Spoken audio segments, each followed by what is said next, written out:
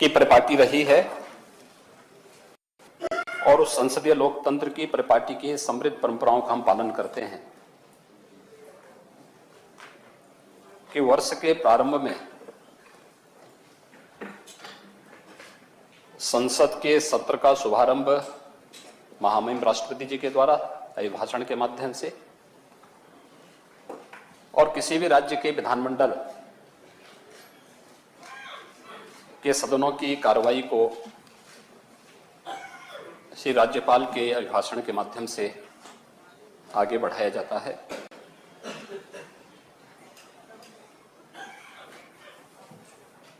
दोनों संवैधानिक प्रमुख हैं। राष्ट्रपति जी देश के संवैधानिक प्रमुख होने के नाते वह व्यक्ति नहीं होता, अपने आप में एक संस्था है। लोकतंत्र के प्रति, लोकतांत्रिक मूल्यों के प्रति जिनके मन में भी सम्मान का भाव है, एक आस्था का भाव है, उन सब का दायित्व बनता है कि वे लोकतंत्र को पुष्ट करने के लिए इन संस्थाओं का पूरा सम्मान करें,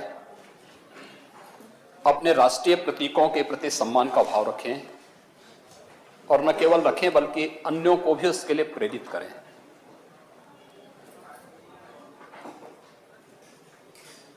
प्रदेश के अंदर राज्यपाल की भी यही भूमिका है। राज्यपाल की जो संस्था है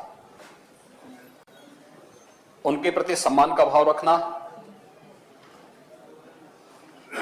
और उस संस्था के माध्यम से अपने लोकतांत्रिक मूल्यों को और प्रपुष्ट करना, ये हर नागरिक का दायित्व है और कम से कम राजनीतिक दलों से तो उम्मीद की ही जाती है। विधानसभा हो या विधान परिषद, उनके सभी सदस्यों से इस प्रकार के आचरण की उम्मीद की जाती है।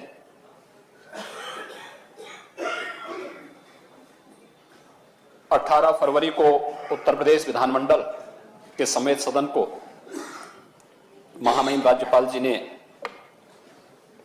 अपना अभिभाषण दिया और फिर उसमें जो आचरण देखने को मिला, इससे लोकतंत्र मजबूत नहीं होता है। मुझे आश्चर्य होता है कि अच्छी चीजें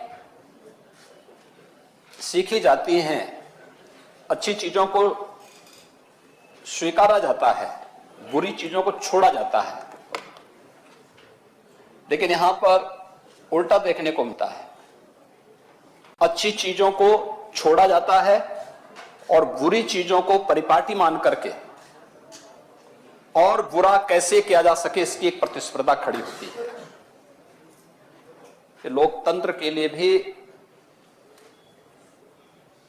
और साथ साथ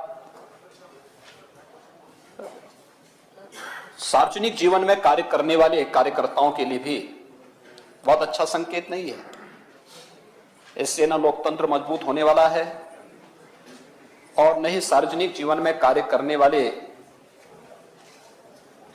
जो भी हमारे नेतागण हैं, कार्यकर्ता हैं, ये सब भी विश्वसनीयता के एक संकट से गुजरते हैं। उनके सामने अपनी विश्वसनीयता को प्रस्तुत करने का एक संकट खड़ा होता है।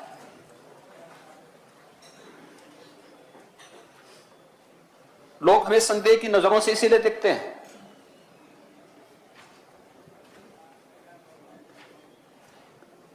अगर किसी को गलतफहमी होगी कि वह जितनी उदंडता कर लेगा या जितनी जोर से इन सदनों में चिल्ला लेगा या जितनी उच्छृंखलता कर लेगा, इसके लिए उसकी तारीफ हो, मुझे लगता है उनकी गलतफहमी है। पब्लिक इसको बहुत अच्छे ढंग से नहीं लेती है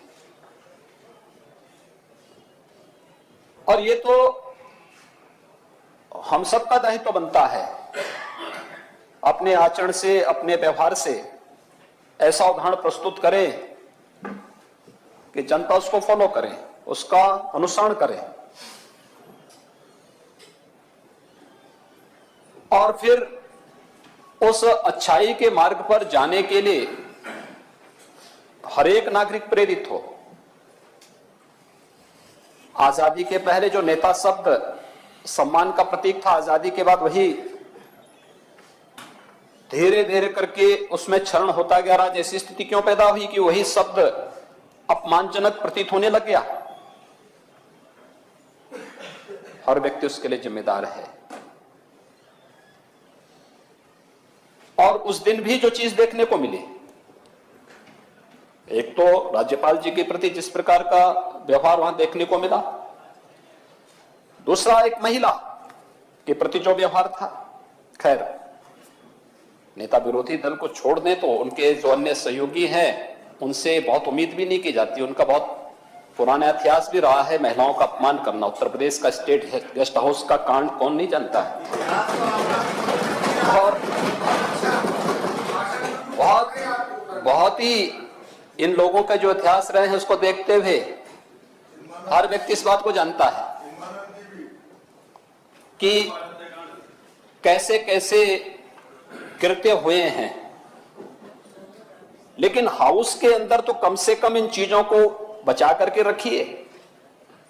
हाउस तो इससे बचे रहना चाहिए, लेकिन संवेद सदन में भी उस प्रकार का एक आचरण और व्यवहार हम सबको देखने को मिला। इससे लोकतंत्र मजबूत नहीं होता है। हमारी लोकतांत्रिक व्यवस्था या विधायिका इससे मजबूत नहीं होती है। और अगर इस प्रकार की गलत परंपराओं को हम सदन का या विधायिका का हिस्सा बनाते हैं तो उससे किसी का भला नहीं होने वाला है, न सत्ता पक्ष का, न विपक्ष का, न जनता का, और न ही किसी राजनीतिक दल का। लेकिन अच्छी बात है, स्वभाव की बात है। बहुत सारे लोग अपने स्वभाव को बदल नहीं सकते हैं।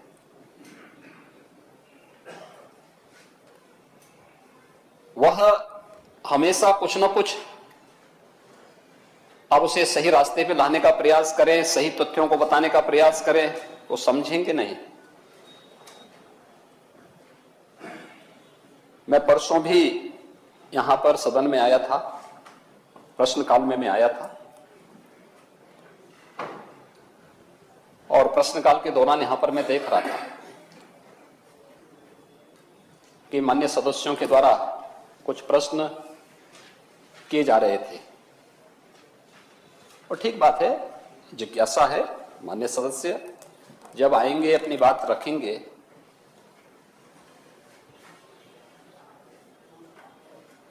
जनप्रतिनिधि हैं, उनके पास जनता आती है। जनता जिस रूप में अपनी बात को रखती है वह उसका परीक्षण किए बगैर जब हम अपनी बात को रखने लगते हैं तो